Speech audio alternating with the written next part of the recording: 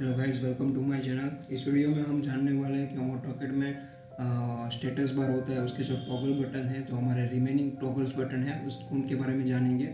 तो चलिए देखते हैं। ये जो हमारे जो रिमेनिंग टॉगल बटन होते हैं, ठीक है, वो ज़्यादातर हम उसमें यूज़ नहीं करते ऑटोकैड में। अगर आपको ये इन फ्यूचर आपको कोई ज़रूरत पड़ी तो आप इसका यूज़ कर सकते हो। तो ये आपके लिए इम्पोर्टेंट है, ये जानने के लिए ये कमांड, ठीक है। तो पहला जो हमारा कमांड है स्टेटस बार के टॉगल बटन का, ठीक है, जो हमारा रिमेनिंग है टॉगल बटन, तो यहाँ पे आपको आइसोमेट्रिक ड्राफ्टिंग का एक आइकन नज़र आ रहा होगा, ठीक है। तो आइसोमेट्रिक ड्राफ्टिंग होता क्या है कि आपको कोई ड्राइंग बनाना होता है, ठीक है, आइसोमेट्रिक में, तो आप इस कमांड का यूज़ करके आप यहाँ पे बना सकते हो। तो चलिए मैं एक एग्जांपल लेके आपको समझाता हूँ। यहाँ पे मैं आपको सिंपल यहाँ पे आपको आइसोमेट्रिक ड्राफ्टिंग का एक ऑप्शन मिलता है, ठीक है। तो इसके ऊपर आप यहाँ पे सिंपल सिलेक्ट करते हो, ठीक है। तो जैसे ही यहाँ से मैं ऑन करता हूँ तो आइसोमेट्रिक ड्राफ्टिंग का कमांड जो होता है उसको सिलेक्शन करने के लिए ऑन करने के साथ आपको ऑर्थो मोड भी ऑन करना ज़रूरी होता है, ठीक है। तो ऑर्थो मोड को ऑन करने के लिए आपको जो शॉर्टकट होती है वो है हमारे फंक्शन की F8, और यहाँ से आप भी सिलेक्ट करके उसको ऑन करवा सकते हो, ठीक है। तो यहाँ पर हमने ऑर्थो मोड भी ऑन कर दिया है। अभी आपको यहाँ पे जो हमारा जो कर्सर है, ठीक है, वो आइसोमेट्रिक टाइप का नज़र आ रहा होगा। अगर आप इसको ऑफ कर देते हो, ठीक है, तो आपको आपका डिफ़ॉल्ट मिल जाता है कर्सर। अगर आपने आइसोमेट्रिक सिलेक्शन किया है तो आपका कर्सर इस प्रकार से होगा। तो चलिए यहाँ पे हम एक समझते हैं इसका एग्जांपल आइसोमेट्रिक ड्राइंग होता क्या है। तो पहले तो मैं आपको लाइन कमांड से एक ड्राइंग यहाँ से बनाता हूँ, ठीक है। तो आप देख सकते हो 90-30। हाँ, एक बात ज़रूरी है कि जो आइसोमेट्रिक ड्राफ्टिंग जो हम बनाते हैं, ठीक है, वो 90-30-90 में ही होता है, ठीक है। तो इस प्रकार से आप बना सकते हो 30-90-30। तो इस प्रकार से आप बना सकते हो ड्राइंग। तो यहाँ से हॉरिजॉन्टल, फिर यहाँ पे स्लैंट होती है लाइन, ठीक है।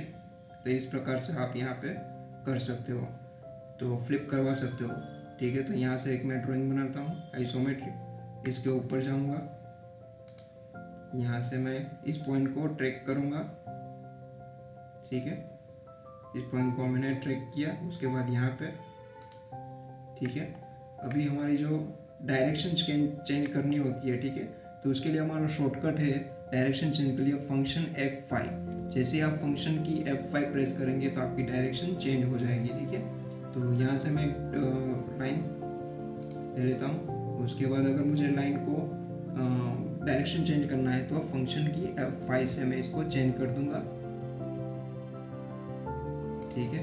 तो यहाँ से आप कर सकते हो, ठीक है। पर ये जो हमारा बॉक्स है, इसको कंप्लीट करने के लिए फिर से मैं एक लाइन ड्रॉ करूँगा, यहाँ से ये पॉइंट से और यहाँ तक जाऊँगा, ठीक है। मैंने आपको बोला कि आइसोमेट्रिक हमेशा 30-90-30 में ही होता है। तो यहाँ से इसका मैं रेफरेंस पॉइंट लूँगा और ट्रैकिंग लाइन को मैं देख लूँ। अगर आपको यहाँ से डायरेक्शन चेंज करना है तो फंक्शन की F5, ठीक है। तो इस प्रकार से आप आइसोमेट्रिक ड्राइंग बना सकते हो, ठीक है, आइसोमेट्रिक ड्राफ्टिंग का यूज़ करके। अगर आपको यहाँ से कोई चेंज करना होता है आइसोप्लेन टॉप, तो आप यहाँ से बोथ डायरेक्शन में चेंज करवा सकते हो, उसका ड्राइंग बना सकते हो।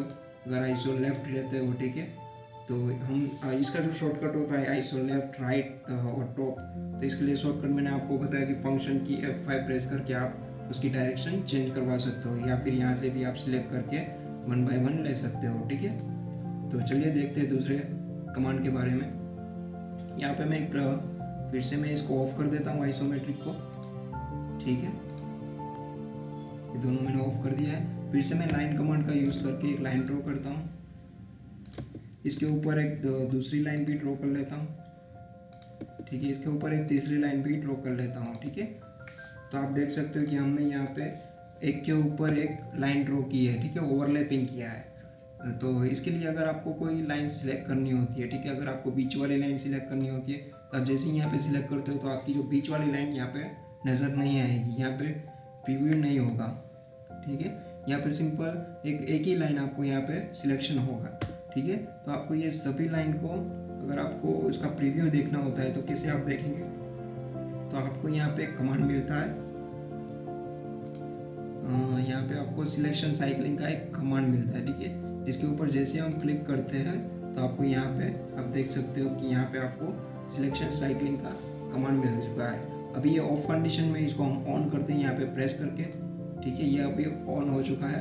तो अगर आप यहाँ पे ओवरलैपिंग के यहाँ पे आपको कर्सर के ऊपर ओवरलैपिंग का सिंबल नज़र आ रहा है, 2 स्क्वायर है, आपको यहाँ पे ओवरलैपिंग हो रहा है, ठीक है। तो ये उसका आइकन है कि ओवरलैपिंग के लिए। तो यहाँ पे अगर आप यहाँ पे सिंगल पे रखते हो तो यहाँ पे कोई ओवरलैपिंग का आइकन नज़र नहीं आएगा।